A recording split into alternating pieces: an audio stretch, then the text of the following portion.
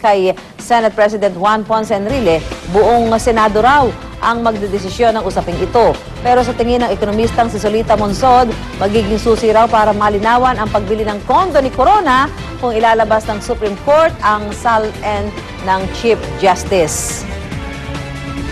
At samantala, balita abroad naman tayo at isang lumang gusali sa Texas, USA ang sadyang pinabagsak dahil sa problema nito sa pundasyon. Taong 1952 pa nang itayo ang naturang gusali na bahagi na ng Houston skyline sa loob ng 6 na dekada. Pero sa loob lamang ng 20 segundo, naglaho na sa makapal na alikabok ang 20 palapag na gusali.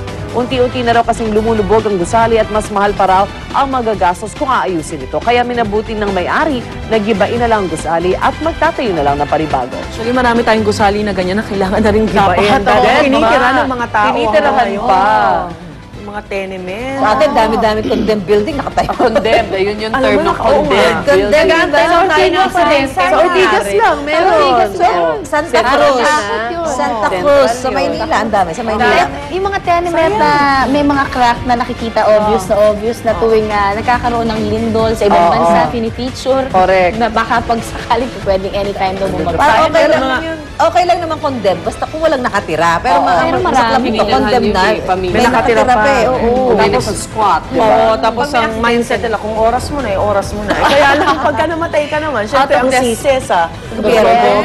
Doon sa may-ari ng building. Actually, kasi magastos siguro yung pagpapabagsak din ng isang building. Kaya hindi din nila ginagawa. Samantala, 2 tao naman ang sugatan sa naganap na pagsabog sa Malaysia matapos ang pag-absuelto kay dating Deputy Prime Minister Anwar Ibrahim. 2 explosive device ang pinasabog sa labas ng Kuala Lumpur High Court kung saan nagtipon-tipon ang libo-libong taga-suporta ni Ibrahim. Inabsuelto po sa kasong sodomy si Ibrahim dahil sa pangamba ng judge na kontaminado ang DNA sample na isinumite bilang ebidensya o laban kay Ibrahim. Dati na rin ikinulong sa kahalintulad na kaso si Ibrahim pero kalaunay pinalaya rin ito.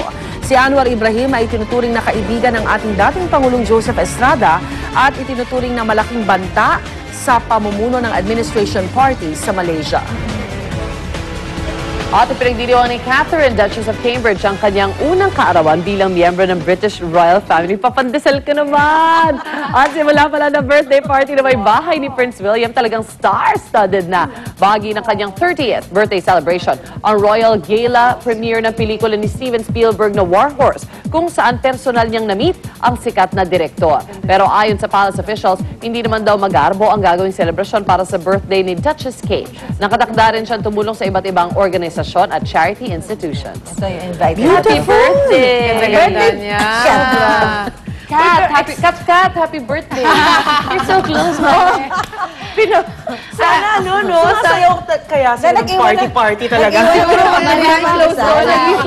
Nag-iwan ng pambili ng pandesal. Hindi na inabot yung pampandesal daw. Inabot na peanut butter. Maring Kate, sana magkaanak na sila, no? Anticipated talaga ng tao yan yung mga fancy Prince William. Oo nga. At saka napaka-beautiful couple talaga.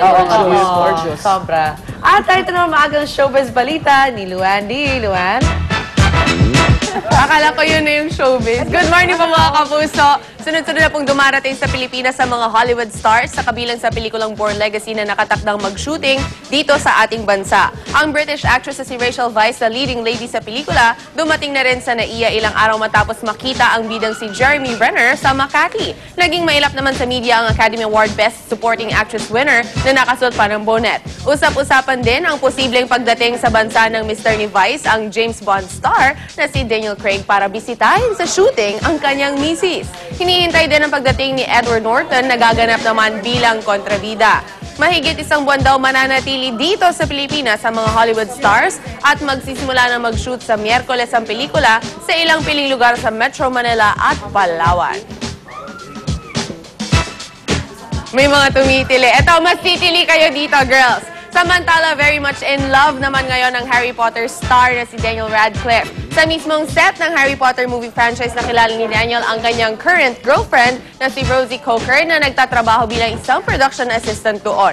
Ayon kay Daniel, mas gumaganda raw ang araw niya kapag kasama niya si Rosie. Dagdag pa niya, hindi raw siya madaling mahalin at may pagkakataon na hindi siya nagiging isang mabuting boyfriend. Yeah, si Harry. in love daw sa kanya. Bago yung mukha niya. No? Hindi na tumangkad to, no? In love din na. Totoo siguro yung sa Kulang sa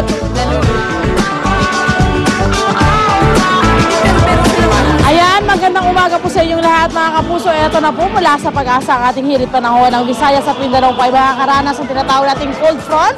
Ito po yung pagtataboy ng malamig na hangin sa mainit na hangin pa itaas. Nagdudulot po yan ng ulap at ulan. Sa Visayas at Mindanao po yan. Sa Luzon naman, meron po tayong tinatawag pa ring hanging amihan. Kaya medyo nararamdaman pa rin po natin ang mga paglamig-lamig na yan. Hangin po yan ang dumaraan sa mga lupain sa hilagang kanlurang Pilipinas na madalas po ay cool and dry. At ang magiging kalagayan ng ating bansa, magiging maulan. Nako, ingat-ingat po tayo. Ating pong sunrise, 6:24 ng umaga at ang ating pong sunset ay 5:43 ng hapon. Narito po ang mga iba pang weather condition sa iba pang bahagi ng ating bansa. Orin niyo po, tandaan niyo po mga kapuso, sa kahit ano po mang hamon ng panahon, manatiling alerto at mahinahon.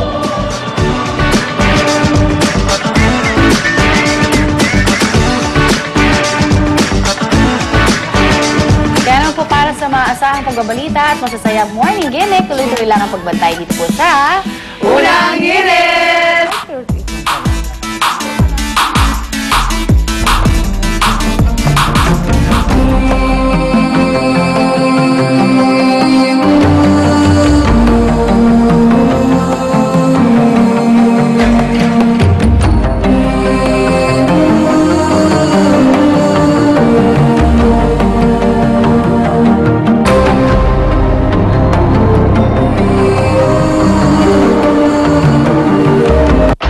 Ito ng pagkakataon mo.